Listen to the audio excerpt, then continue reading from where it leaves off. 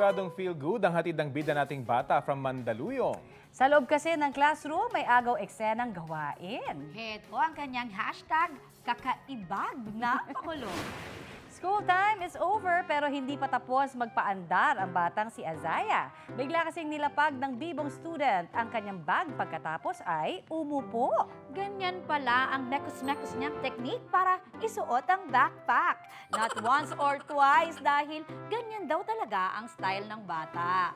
Para kay Mami Michelle, hindi man ganyan ang nakasanayan ng marami. Happy pa rin siya sa small wins ni Baby. 7.1 million na ang views ng video at happy third birthday pala today, Azaya! Ikaw ay... Trending! Ang cute.